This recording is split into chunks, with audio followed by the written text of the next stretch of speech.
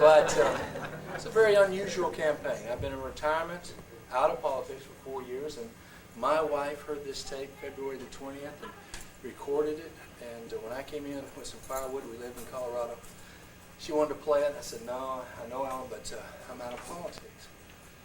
And so I could eat supper. I listened. And afterwards, it did to me what I think it did to millions of people.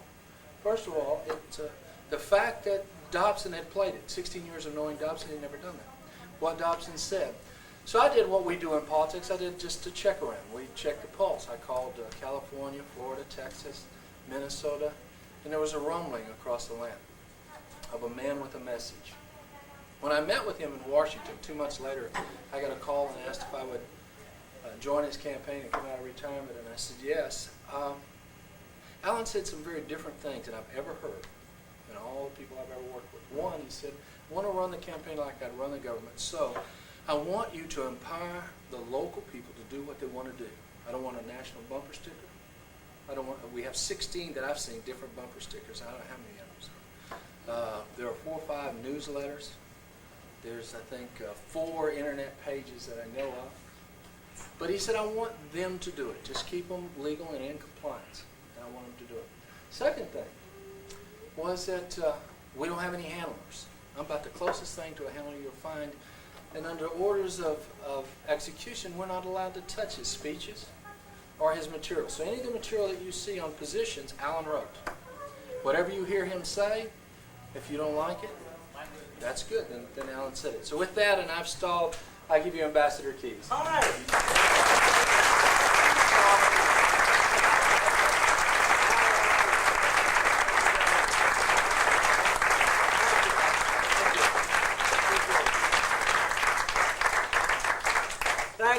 Thank you.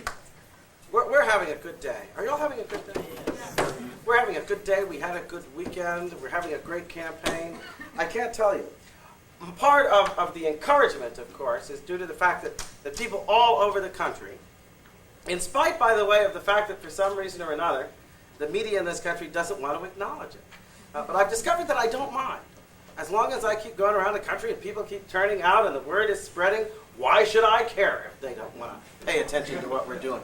Why should any of us care? We'll still change the world with or without them. But the truth is that a lot of Americans have had a heart, I think for a long time, for the same kinds of issues. And in this election year, they're starting to come together and bring it out, just as they did in many congressional campaigns in the course of 1994. And I think it's going to make a very real difference. And over the weekend, I got a good sample of that.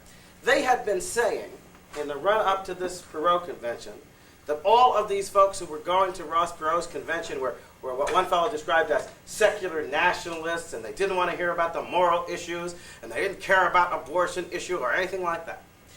I went to the convention on Saturday afternoon. Now, if you read a lot of the major news reports, you can tell that they're liars. You know how you can tell that they're liars? Because I went to the convention on Saturday afternoon, I gave a speech, I got several standing ovations in the course of that speech, and a 5-minute long standing ovation at the end. You can see it on C-SPAN. If you watch, you can see it happen. And in major press reports of that event, they didn't even talk about my being there. They're just liars. How they retain any credibility in this country, I don't know. And writing all these pieces about Buchanan, the only one who got a big response. You could watch the C-SPAN event. This is what they're forgetting, see? They forget that they're not the only people who get to watch now. We all get to watch. And so when they put out these lies, other people can see it on the screen. Did anybody watch it?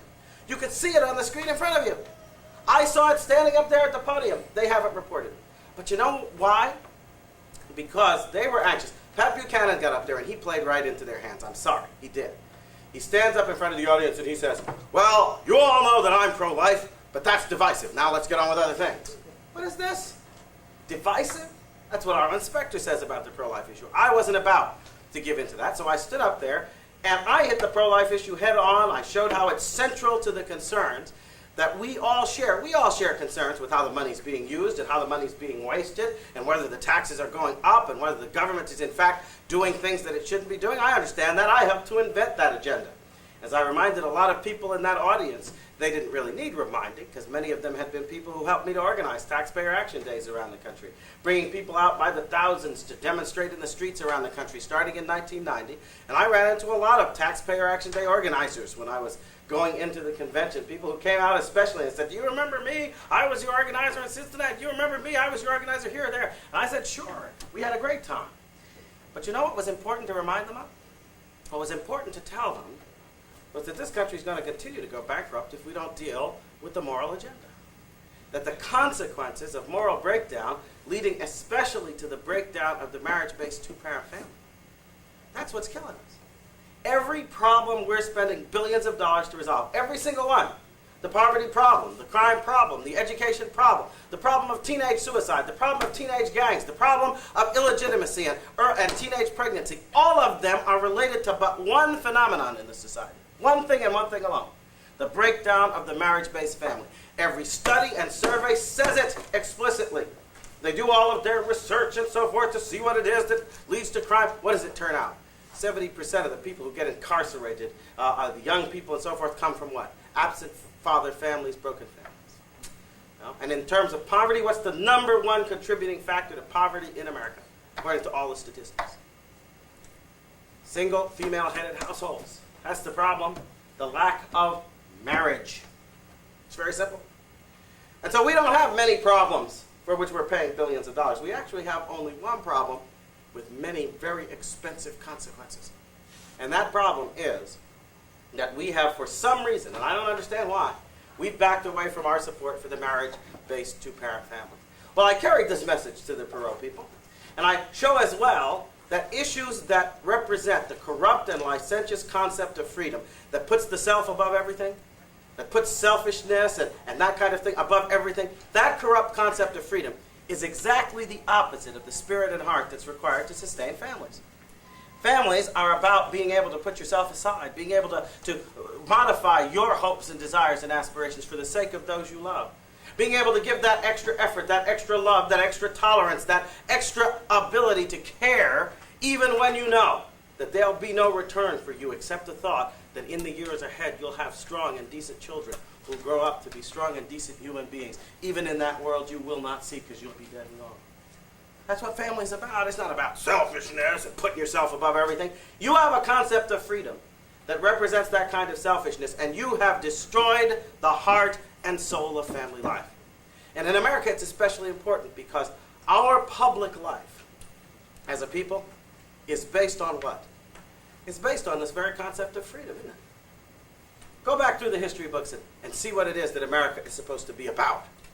Whenever our statesmen get up and tell us what it is that we care about, what it is that we fight for, what it is that we represent in the world, always right at the heart of it is freedom.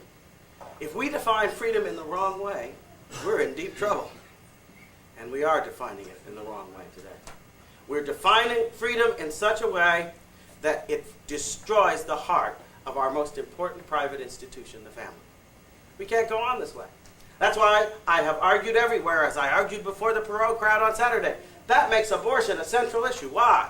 Because it epitomizes this corrupt concept of freedom right where it hurts the most, in the heart of our family existence.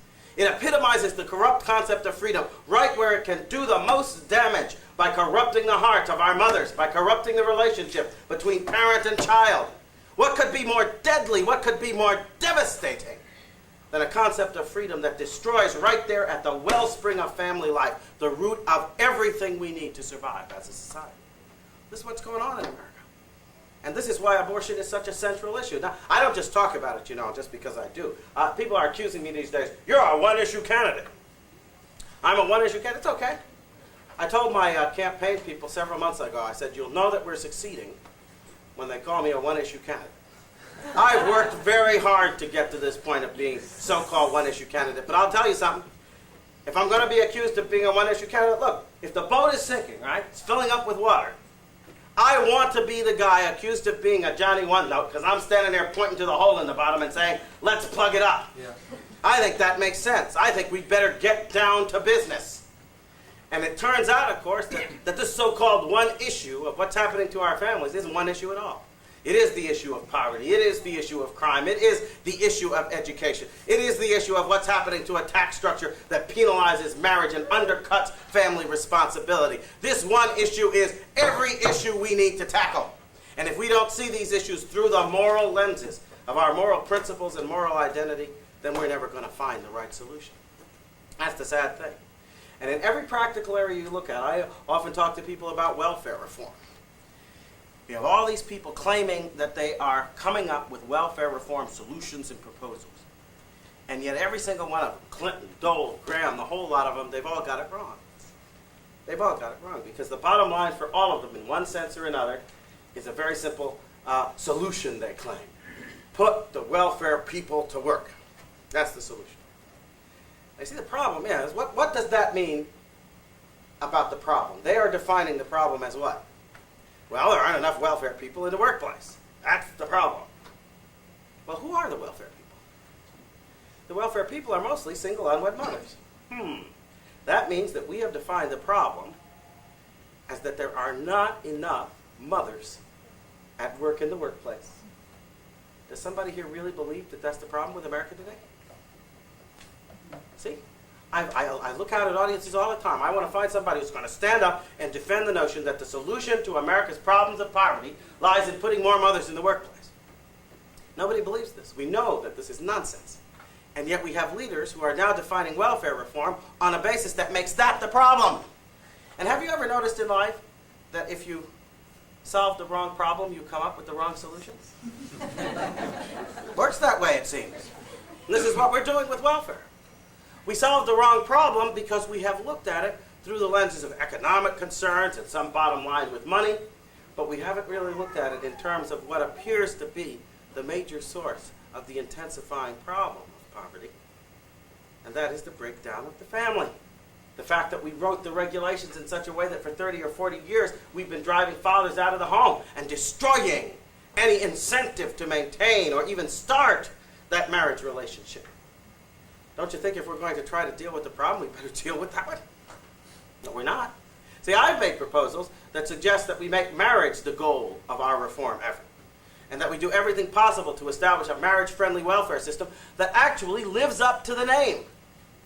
You see, I've really thought you can tell what's been going on in the society for 30, 40 years. You look at the labels they put on things. The main welfare program is called what? Aid to Families with Dependent Children. And you read that, and what does it conjure up? You say the word family, it conjures up mom, dad, and the kids. Maybe having a little trouble, and therefore the rest of us, in the goodness of our hearts, step forward and we're going to do something about it. We're going to help out, get them back on their feet. Isn't that right? The only problem is that that was a falsehood. It wasn't aid to families with dependent children. It was actually aid to destroy families with children. Aid to make sure that there were fewer families with children, because you wanted to break them up before they even got started. You see, but they put a label on it that tells us what we should really have been doing all this time. We should really have been promoting marriage, and we should have been supporting people who were meeting their parental responsibilities, but that isn't what we are doing. How about we start? What do you think? Might be a good idea. Might be a great change if we started to send the message, marry, meet your responsibilities, we'll be there. We'll walk with you, help you get on your feet. Marry, meet your responsibilities. And maybe I've suggested, for instance, that we start thinking through some of these things we're doing in different areas. We've had proposals, for instance, for government-subsidized mortgages for the poor as a substitute for this public housing that's rental housing, which turns into slums overnight and which nobody cares about. Because folks have looked at places around the world. I, for instance, went to Singapore when I was Assistant Secretary of State. I spent hours getting a briefing about their public housing system, which is based on a mortgage system where you have to contribute. You have to contribute a certain percentage of your income, so you're making the maximum effort we expect in order to get that mortgage, and the government then comes in and contributes what's the gap. And you know what they found? They have found that instead of turning into slums, the public housing projects are well taken care of and well kept up, and it's not a matter either of the different Singapore culture. They actually have a control because they have a system that's based on rental housing, and when you put it side by side with the other one, it's night and day. So you can see right there in the culture that the ownership principle makes a difference. But let's say that we follow Jack Kemp and other people who have come forward with this kind of proposal. we're still not going to be able to do it for everybody, are we? How do we select the universe of people who will have access to a program like this? What do you think we ought to do? I have a good suggestion. Why don't we look at people and say, if you get married and stay married for X number of years, then you cross the threshold and you'll be eligible for help in this way. Now some people say, well, you can't bribe people to get married. Nobody's bribing anybody. All you're doing is showing respect for their decision. What you're doing is showing respect for those people who are willing to act responsibly. And you're making some distinctions between them and the rest. Now, I think it's about time we started to show respect again for people who do the right thing. We don't do it in the welfare structure. We don't do it in the tax structure. We don't do it in the education system. Maybe that's why marriage is starting to fall apart in America, because we don't show respect for the people who have made the right choices. I think it's time we started. We need a family-friendly America again. And looking at ideas like this, I think, will be a way to achieve it. Just like getting an educational system that respects the role of parents again. Instead of turning it over to government bureaucrats and politicians and so-called education experts, let's respect the parents' role. Let's go toward a system where the money we spend on education follows the choice of parents, not the choice of so-called professional educators and bureaucrats and politicians. Let's go toward a system where parents will be empowered to send their children to schools that reflect their faith and values, so that we can put back together the right combination. You cannot have decent education without character formation. Our schools have come forward and they said we're going to have value-free education. Well, it turns out that value-free education is education without value. Education that can't address the real challenge of character formation for our children. Education that turns our educational environment into a place where people are getting increasingly out of control and the halls are filling up with violence. Because until you have shaped the heart, you can't fill the head. Have you noticed that? It's true. We've gotten away from some common sense truths in America. And as a result, we're seeing a lot of problems escalate to the point where they are, in fact, bankrupting the society. But to finish my story of this weekend, I delivered this very same message to the Perot folks. I smacked the abortion issue head on. You know what was wonderful? What belied all of the untruths that the media had been telling in the run-up to that? When I hit the abortion issue head on and said about it what I said about it today, 60% of that audience was on its feet applauding. Yes. See, what they were trying to hide was the truth. That in point of fact, that wasn't a pro-abortion crowd. There were a lot of pro-life people in that Perot crowd. And all you had to do was stand up there and deliver the message, and they responded. And Perot was anxious to make sure nobody did that so the world wouldn't see the truth, which is that his own people don't even support his pro-abortion position. But what is more than that, by the end of the speech, and even in the midst of it for different lines, 90% of that audience was on its feet. They didn't say, I'm just going to sit here and be sullen because Alan is pro-life and I'm going to stand back because I'm pro-abortion. No. Apparently, a consistent articulation of conservative principles can even draw across the line of support people who don't agree on the pro-life issue, but who respect the integrity of conservatism that's articulated with coherence and with principle. They were on their feet, 90% of them. Did the press report this? Of course they didn't. Because they still want us to believe that you have to be afraid of the moral issues and afraid of the pro-life agenda. It's all a lie. All we've got to do is go out and forthrightly articulate the common sense views that many people in their hearts know to be the real future of the country. We want to rebuild the strength of our families. Let's restore the strength of our belief in marriage and the basic responsibilities of that institution. But if we want to restore the strength of marriage, then let's deal with the corrupt concept of freedom that destroys the moral capacity to sustain marriages. Do we want a limited government? Do we want a government in which, instead of building up huge bureaucracies to dominate our lives, we actually have the kind of limited government, constitutional instrument that our founders intended? Well, in addition to all the other steps we have to take, you know what we'd better do? We'd better do what our founders told us. And that is retain the strong character that is needed to be a self-governing people. Abraham Lincoln said it over 100 years ago when he warned that the great crisis of this republic wouldn't come from outside, wouldn't be the result of foreign invasion and foreign foes. It would be a crisis of character.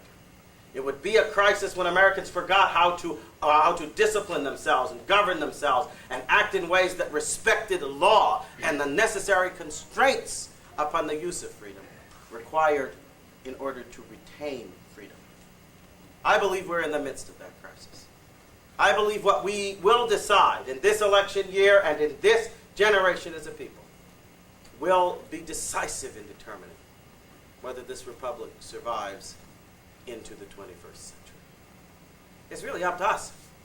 And in a very special way, it's up to you, right here in this room. I have been watching over the last several months as folks in the country, the different states and so forth have been jockeying for their poll position in the primary season. Who's going to come? Who's going to be first, right?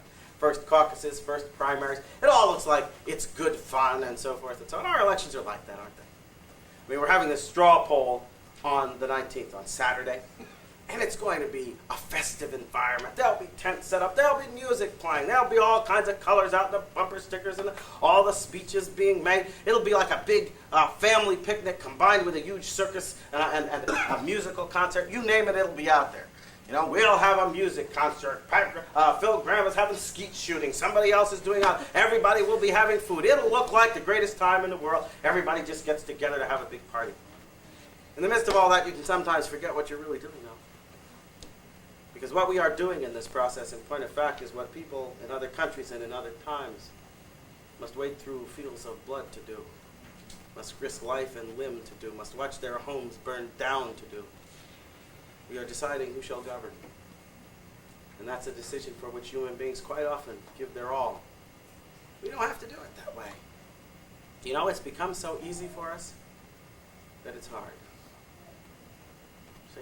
The easier you make something sometimes, the harder it is to get people to take it seriously.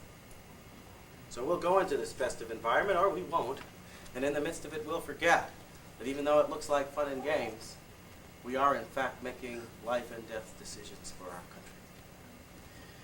It's true. And y'all will be faced with such a decision. You are right now. You going to come or not?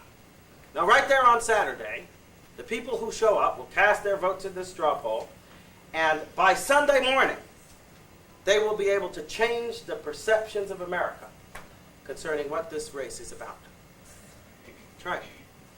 Vote goes one way, Americans are going to think, ho-hum, yep, that's right, it's business as usual, what do I care?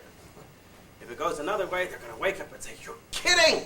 Somebody actually cares about what I care about? Let's go. Really? You could see a major transformation, and that's all we've got to do. No blood, no guts, no bullets, no risk to life and limb. All you got to do is show up, have a good time, eat some barbecue, and cast your vote for the moral priority agenda that just might get this country back on the right track. It's not that hard, but it's not that easy either. We have to decide what we're going to do. And it's really up to you, one way or another. I do my job every day these days. You know, it's not the easiest one in the world, but it's all right. It's lonely. You're away from your family. It hurts. You risk a fair amount. People beat up on you all the time. It's really, though, a fairly simple job. All I got to do is stand up there and articulate the message. Hold up the banner. I'm like the guy you see on the road sometimes with the signs out there that say slow and stop. No, all you've got to do is deliver the message, right?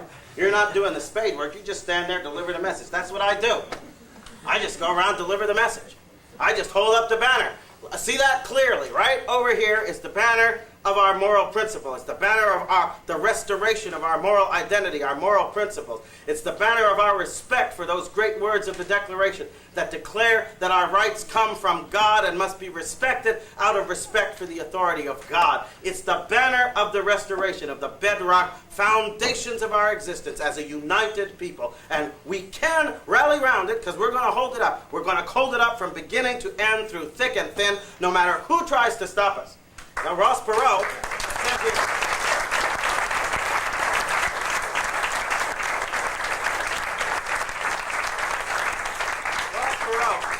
Ross Perot got the Dallas SWAT team in to shut down my booth at their convention because we were showing 2 pro-life videos. And I've got to tell you that the wonderful young Christian lady who was running this booth, they did a picture, and you can see this. And she's surrounded by these burly SWAT team. They're sort of hustling her off the floor of the convention. I mean, that's a real threat to the security of Dallas there. No. But you know, it doesn't matter. Because we're going to be there, we're going to say the word, we're going to hold up the banner. But in the end, that's not going to be what's decisive. Nothing I do will make any difference in this race whatsoever.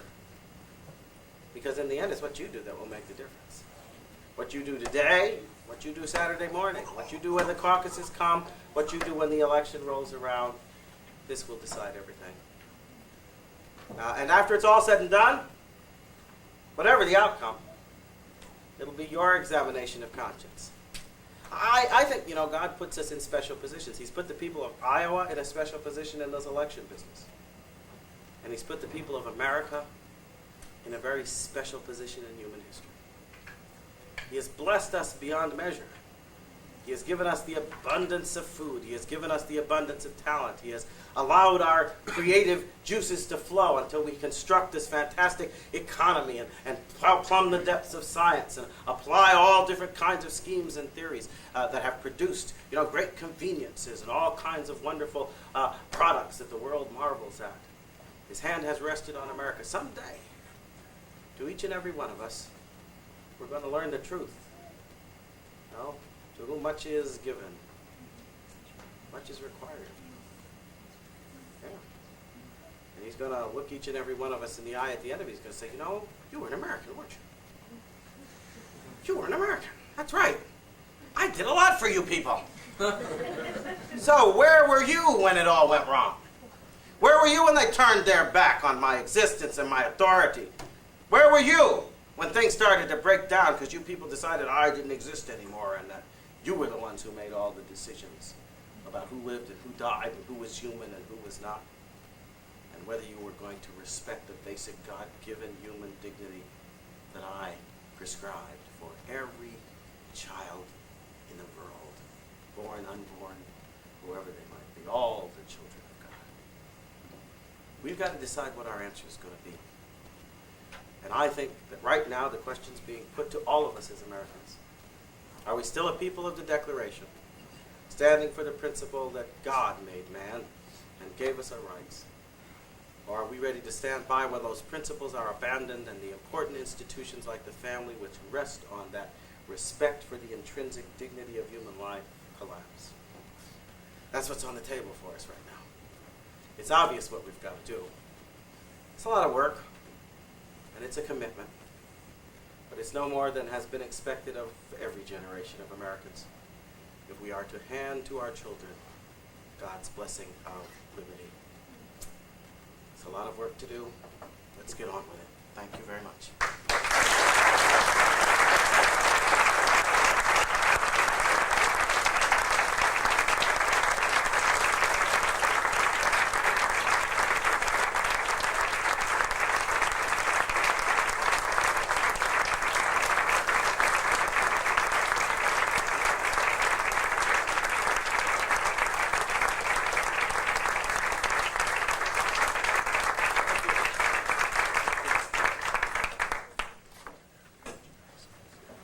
We have a little film that you can, commercial that we just went up with. It's a nice commercial. It's neat. It just does a little comparison, which I think ought to be done. We just handed a graved copy so you can take a look at it. What I've given you is a little envelope. They talk about, they had a little article, Jocelyn, Alan's wife, brought this up the other day. They had a little article about how we didn't have finances. We do have finances, quite a bit. And when you run a campaign that you're not paying $250,000 a month in staff, when you're not flying a 727 around to pick up your wife and just run her back and forth, and I won't say which candidate did it, but that's normal in a campaign. It's normal. It's a $50 billion industry. It's horrendous. And this campaign is run on blood, sweat, and tears, and money. But for every dollar, last reporting period we reported about $300,000.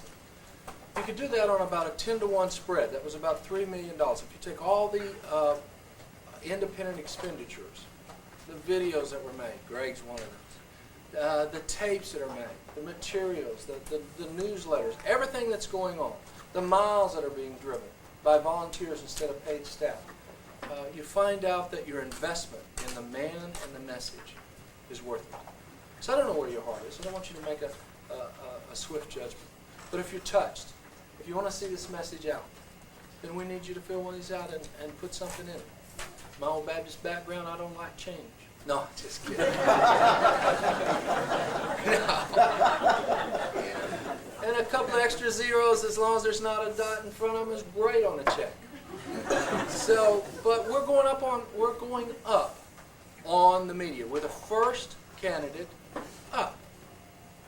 Now, we didn't spend $300 a spot because we went to our people, and you can reach those people if you look at it right, and you look at cable, and you can look at the right stations, and you can buy right, and you can buy 120 spots for $10. That's wise use. But the man and the message must get out. And the staff that's out here, Georgia, and this young man, Brian, and all of them, finally got to eat. We got enough money the other day, we gave them some money, and the corn is safe. And, but we need your help, and we need you there Saturday. I've got an 18-month-old, and tomorrow's my anniversary. And my wife said, you want to have another anniversary next year? Can the campaign do without you? Well, it can. If I was gone tomorrow, it could. Because it couldn't do without him, but it could do without me. But it can't do without you. Because one of you could be the deciding vote. Whether truth will prevail or the liberal media will get to go on telling a lie. We're going to take Saturday. Hear me. I've been checking the pulse. Remember me when I first came and told you? I've been checking the pulse. I'm on the little phone in the back seat. There's something happening across the line. God love Ross Perot. He couldn't have done a better job than attack right. Because when you attack right, good people stand up. He didn't attack Alan. He attacked right. It's right to be able to give your message. It's right to be able to say what's righteous. And so that has spread that truth now. What we couldn't do, he's done. What he didn't want to happen is happening all over the land. But we don't want to win with non-Iowans. We just want to come cheer you. We don't want there to be room for us in the building because there's so many Iowans in the building. We'll stand out and wait for you when you come outside and rejoice. So we'll look forward to seeing you Saturday.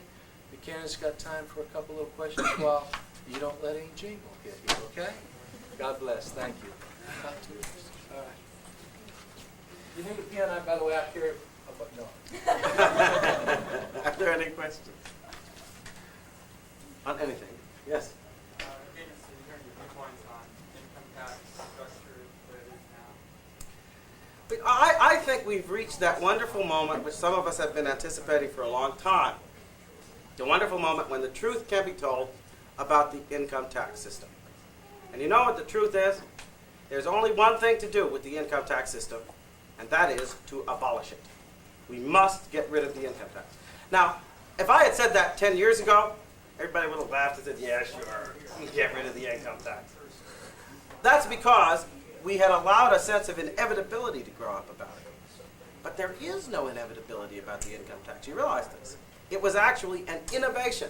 It was put in the early part of the 20th century during an era when several things were done that have proven to be mistakes, it seems to me. But this is a mistake the American people are now ready to rectify. So I wrote on a very clear platform on the income tax. Abolish the income tax, go back to the original Constitution. The original Constitution of this country was very simple. It forbid the income tax, or any tax like it. And it said the federal government had to be funded off of what? Tariffs, duties, and excise taxes. That's what it said. And what is an excise tax? What we call a sales tax these days. So, go back to the original Constitution. Abolish the income tax, get rid of that whole system, go to a national retail sales tax. You know the great advantage of this? Think about what an income tax really is.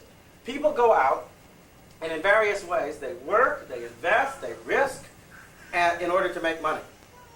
And before they've even had a chance to make decision number one about how that money is to be used, the government dips in, takes out a big chunk of it, and hands it off to politicians and bureaucrats so they can decide what to do with your money. What did you work for? What's the point of those dollars if they don't represent decision-making authority in your hands as to how the fruit of your sweat and labor is going to be used. But don't you realize you don't get that decision? It's taken from you before you even get a chance. The beauty of a sales tax system is this. You get the income, all of it. You decide what to do with it. To save it, to invest it, to put it aside, to give it to the charity, to give it to the church, to consume with it.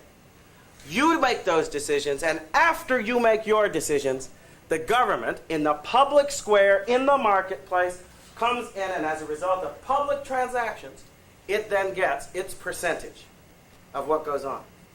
And this means that you get the decision-making power back instead of the government, right? In the first instance. It also means that the government doesn't have to be armed with the power to furrow about in the private affairs of our citizens. That's one of the main reasons the founders didn't want taxes like this. They thought that it would give the government too much power and control over the private affairs of citizens, and by destroying their privacy, it would destroy their independence. And of course, as citizens, in order to control the government, what must we have? We must have independence. So I, for all those reasons, think we ought to get away from this system. Of course, it's going to require a little bit of thought, because in order to make sure that we don't overburden the poor and the working poor, you'll put together a market basket of goods that you'll exempt from taxation. That will mean that poor people, but also, and this is a great advantage, by the way, people who are willing to live as if they are poor people, won't have to pay the government a lot of taxes. They will get, instead, to put that money aside and to watch it build up for the things that they consider to be important. That's the way it was intended. Instead of having a system that discourages work and discourages savings and discourages investment and discourages productivity and discourages risk-taking, we'll have a system that rewards all of those things, because the money you earn will be the money you get. What a country. I mean, I can't wait. I will, no, really. I'll work real hard for that one. I really do. I can taste it almost, the productivity that would explode in this country with a system of that kind. And again, another big advantage will remove the system of manipulation through tax exemption status, which has been chilling political activity and destroying the proper influence of our moral institutions, particularly the churches. We will finally get the shackles off of our religious faith and belief. Do you realize if those shackles had been on at the time of the Revolution, this country wouldn't even have been founded? Because without people of faith in the League, nothing would have happened. There would have been no abolition movement. There would have been no civil rights movement. No great advance that America has ever made in justice and right would have been made if we had had the kind of system of manipulation that exists wholesale in this society today. We've been taught helplessness. We've been taught to actually believe that it's wrong for people of faith to take an interest in politics. What is this? In a country based on the principles of faith, you're telling the people who most believe those principles that they shouldn't get involved? How will the country survive? So by abolishing the income tax, we'll also help to deal with that problem. So that's my stand. Somewhere along the way, given the political realities, we might have to stop for a few years at the flat tax. I don't know, though. I think it should be possible to put together a coalition that would move us quickly to a national sales tax system, but we will see. Yes? Sort of a clarification. I think it's great, a great ally, and Bill Archer, of course, on the House Ways and Means Committee and that. But are you talking about a sales tax or a VAT tax? Sales tax. Okay. I do not like the VAT. Good. The experience of the VAT in Europe, I think, has been that the VAT becomes a kind of exorbitant hidden tax that can be very oppressive, very burdensome. The nice thing about end transaction taxes is that you know exactly what's going on and everybody sees it. You understand? And there is no myth about who pays it either. And so when it comes time to discuss whether it's going to go up and go down, this manipulation of one group against another is harder to deal with because everybody knows that they're going to pay it. See, they can pretend now that only the rich are paying or only this are paying. Who are we kidding here? It's all a lie. So I like the end transaction retail sales tax. It's also a tax that we are already geared up to collect. 45 states already have in place the mechanism. The nice thing about it, too, is that it would restore in the tax business what the founders thought was the proper relationship. The states would actually collect it, and they would pass it on to the federal government, rather than have this huge bureaucracy at the federal level to run around collecting. I have just a sentence from your brochure that I would like some clarification on. It says, indeed, if we make the judgment that our rights are being systematically violated, we have the duty to resist and overthrow the power responsible. Right. I just think in light of Waco and the Oklahoma City bombing and the Michigan militia, that almost sounds a little bit like that. I would just like you to clarify. No, it doesn't. It doesn't at all. That's almost a direct quote from what? Does anybody know? What is that almost a direct quote from? The Declaration of Independence. I didn't write those words. Jefferson wrote them. When a government engages in abuses that show the systematic design to deprive you of your liberty, you have the right, you have the duty to alter or abolish it. That's what he said. And I will not back away from that. You know why? Can't back away from it 1 inch, because that reminds us that the ultimate authority in this society rests with us, not with the government. The government is our creation. It's our creature. We must make it or unmake it depending on how well it respects the basic principles of justice. Now, the same declaration says that we shouldn't do this for light or transient causes. We shouldn't do this for everything that comes down the pike. A matter of fact, it says that you ought to suffer while evils are sufferable. It says that. So it counsels great restraint and great moderation in the exercise of this judgment. But it also says that in the end, it's what we got to do. And if it's what you've got to do, if it is your obligation, then you've got to be prepared to do it also. And that's the reason why I'm such a strong supporter of the Second Amendment. You can't give up the wherewithal to resist government if one of your obligations as a citizen is to be prepared to resist the injustices of government. And the Declaration is very clear on this point. So I didn't say that. The Declaration says it. I just won't back away from it because I believe the Declaration lays out pretty clearly the prerequisites of our citizenship. And yes, it's a weighty and to some degree dangerous responsibility. And we have a lot of people going around now trying to pretend, you're not up to it anymore. This business of actually making the judgment about whether your government's doing what's right, that's too much. We're going to take that away from you. You people can't handle that anymore. Well, you realize if you can't handle that, that means you're not fit to be free. That's what we're being told. When they tell us that we're not fit to deal with these dangerous toys of freedom, that means we're no longer fit to be a free people. Is this true? I hope not. I think I'm quite fit. I actually think most Americans are quite fit. And I think that this business of people going around telling us that we don't have the competence or capacity to exercise our freedom, and if we do, then it's going to lead to bombings. They did this. You're right. In the wake of the Oklahoma City bombing, I saw a lot of these commentators coming on saying, well, if Americans want to be safe, if they want to be secure, they're going to have to give up some of their freedom. This is not true. It's the dirty little bargain that was made with human beings through thousands of years of human history before this country came along. It was the standard bargain of despotism. You want to be safe? Then you cannot be free. Are we going to accept this bargain now? It's not the one we made at the beginning. It's not the one the founders laid down for us. It's not the heritage we got from our forebears. Do we intend to pass on that kind of debased currency to our children? I don't think so. It's also the reason, by the way, that I stress the business of character. Because if you are going to be a people who really stand up to the plate and accept the responsibilities and the burdens and difficulties of freedom, if you insist that, yes, you're going to keep the flame alive, knowing that flame burns down as well as helping to build up, then what is required? You've got to sustain the decent, measured, responsible character that allows you to use that freedom safely and rightly. And that's why limited government and responsible, strong character go hand in hand. We can't have one without the other. That is what makes us safe for freedom. Our strong, decent character. We don't have to fear ourselves and our own will if we live in the fear of God and of His will. That's what makes freedom safe. And that's why I think we've got to really get back to that fear of God. We've got to get back to that respect for His will and authority. We've got to get back to that responsible understanding of constrained and self-disciplined freedom if we're going to hold on to the freedom that we supposedly hold dear. Thank you, sir. Thank you. If y'all want, we have